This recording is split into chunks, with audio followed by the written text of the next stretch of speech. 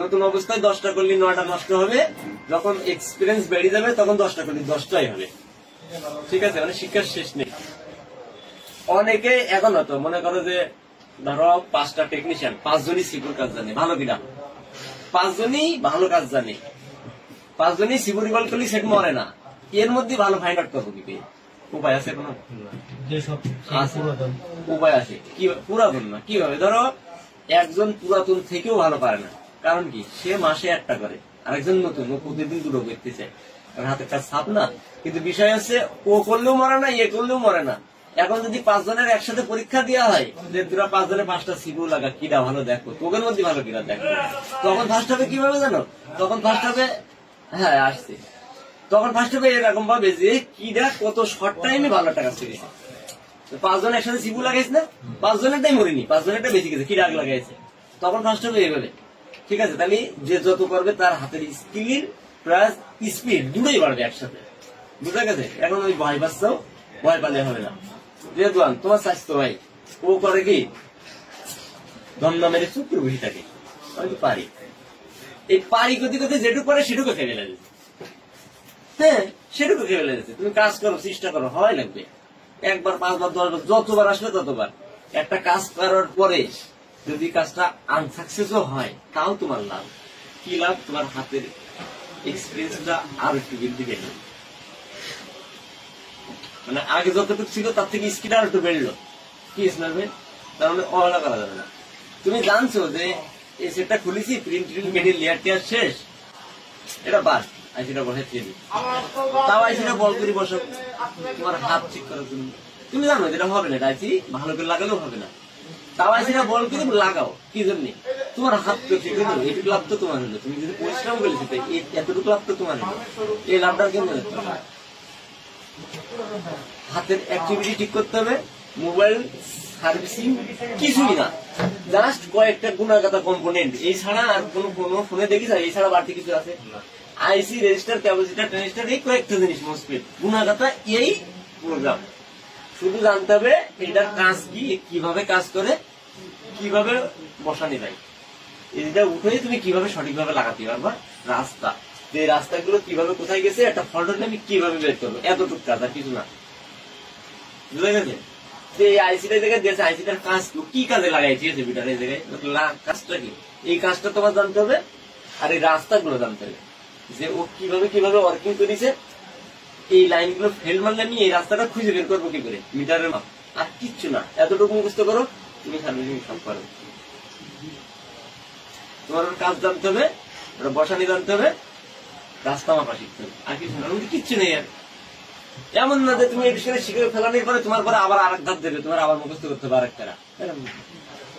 ভয়ের কোনো কারণ নেই যে আমি এই কটা মুখস্থ করবো, কষ্ট মষ্ট করি, এরপরে আবার আসবে, তখন কি দেখি করবে, ভয়ের কোনো কারণ নেই। ধপাধপ মুখস্থ করে এগুলো দেবে যে কয়টা কম্পোনেন্ট আছে, এই কম্পোনেন্ট গুলোর কাজ কি, কিভাবে কাজ করে, রাস্তাগুলো কিভাবে সেম বা মিসিং হয়ে গেল, আর কম্পোনেন্ট গুলো আমি সঠিকভাবে বসাতে পারবো।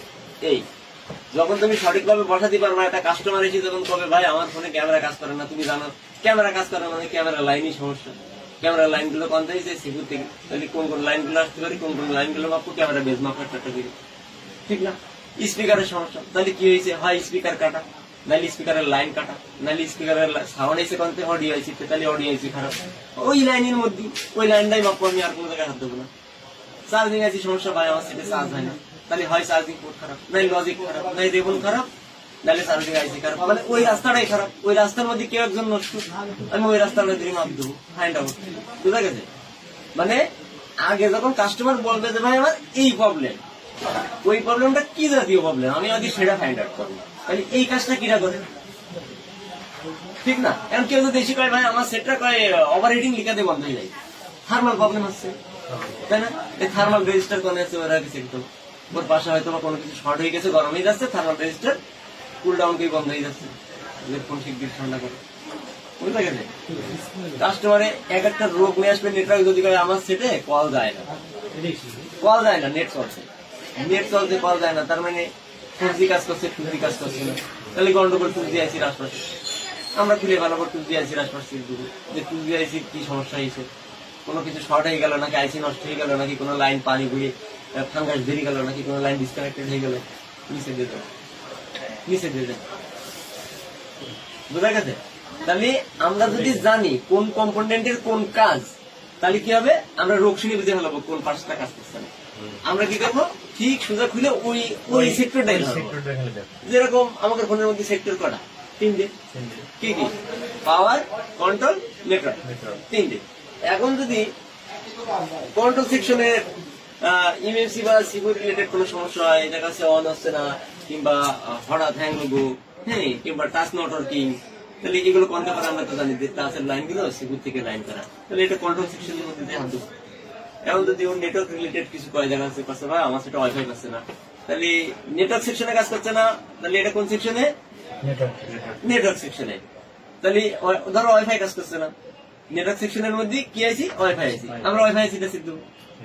এবার আমরা ওই জায়গায় কোন ক্যাপাসিটার শর্ট, নাকি আইসিটা নষ্ট, নাকি লাইন কাটা, তাহলে আমরা ওই সেকশনে হাত দেবো। আমরা কিন্তু আদার্স কোন সেকশনে হাত দেবো না।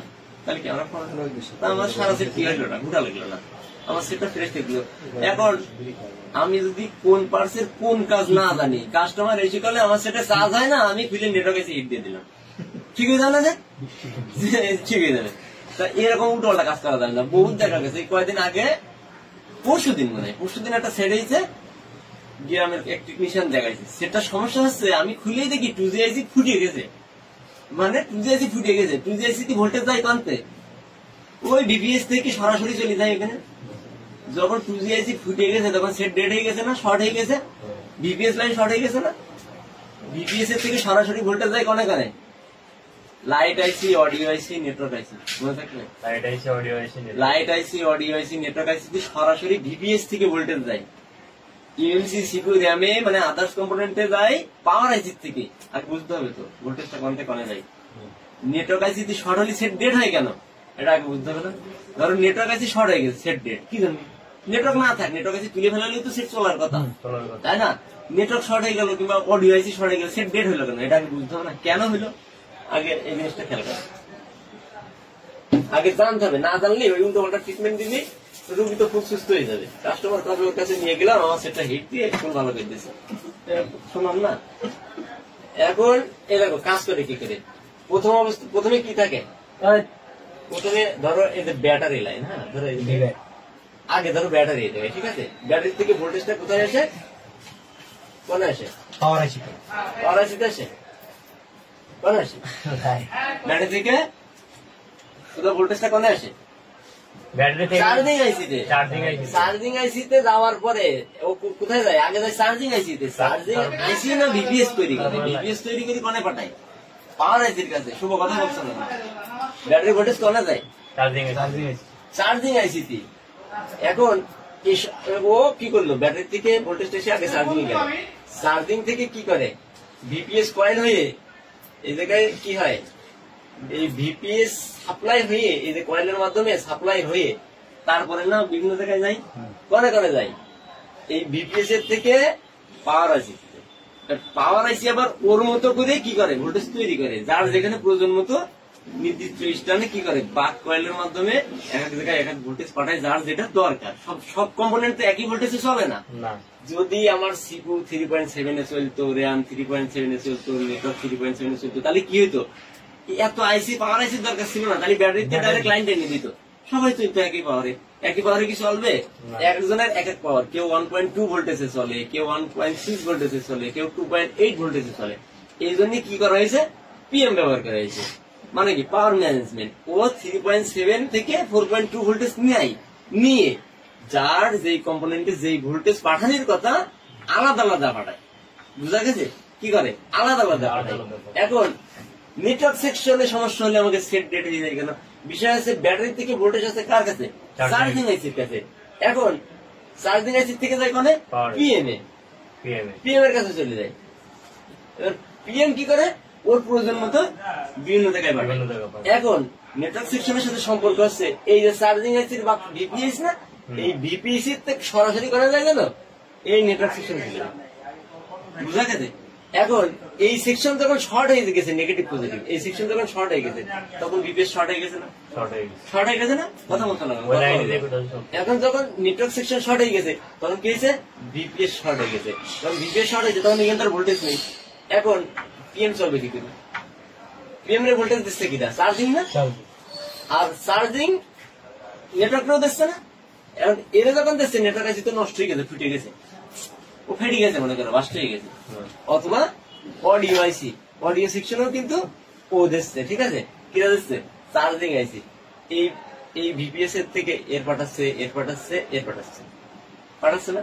এখন যদি এ অথবা এ দুটোর একটা নষ্ট হয়ে যায়, এ আর পাওয়ার পাবে না। একই লাইন পেয়েছ না, লাইনটা শর্ট না, তখন সেট ডেট হয়ে আমি কাস্টমার যদি ওই সেটটা নেইছে আমি খুলে দেখি পিএ শর্ট হয়ে গেছে। আচ্ছা ভাই, পিএ শর্ট হলি ওই আইসিটা তুলে দিলেই তো হয়ে যায়। পিএ শর্ট হয়ে গেছে, সেটা তুলে দিলে শর্ট রিমুভ হবে, ঠিক আছে, নেটওয়ার্ক তো আসবে না। পাওয়ার এমপ্লিফাই তো হবে না, আর কাজ কি? পাওয়ার এমপ্লিফাই, ঠিক আছে, এটা তুলে দিলে অন হবে। কিন্তু আমি দেখলাম নেটওয়ার্ক আইসিটা ফুটে গেছে, আমি নেটওয়ার্ক আইসিটা উড়ালাম, শর্টটা ছাড়িয়ে দিয়েছে, সেট চালু হয় না। সেটা চালু হওয়ার কথা ছিল না, কারণ আমার লাইন শর্ট হয়েছে, এটা আমি শর্টটা রিমুভ করেছি, তাহলে আমার সেটা চালু হয়ে যাওয়ার কথা না। সেটা চালু হয়নি, কেন হয়নি জানো? ও করিস কি, ও টিনটা তুলেছে, তুলে হিট দিয়েছে, তো শর্ট ছাড়িনি। শর্ট কি হিট দিলে ছাড়বে? ও ছাড়ি হয়নি। তারপরে পিএমএ হিট দিয়েছে, সিপিউ হিট দিয়েছে, ইএমসি দিয়ে হিট দিয়েছে, এমন হিট দিয়ে দিয়েছে সেট জমবে ঘুম হয়ে গেছে। অথচ সেটা কিছুই হয়নি, শুধু পিএটা খুলে আর একটা পিএ লাগাই দিলি সেটা পিএটা খুলে তো পিএ না লাগাইলেও তো সেট চলতো, নেট চলবে, নেটওয়ার্ক আসবে না। কিন্তু ওই টেকনিশিয়ান তো বুঝেনি সেটা কিভাবে বন্ধ হয়েছে। কিন্তু ও যদি বুঝতো যে ওর সেটা শর্টেই বন্ধ হয়ে গেছে, তাহলে ও এই সর্বনষ্ট করতো না, তখন কি করতো? পিএটা চেঞ্জ করে দিত। এই কারণে ওই হয়েছে। ও যদি জানতো যে আমার এই সেটা এই সমস্যা দিচ্ছে, তাহলে সঠিক একটা ট্রিটমেন্ট দিতে হতো। এই জন্য আগে জানতে হবে কোনটার কোন কাজ আর পাওয়ারটা কিভাবে কাজ করছে।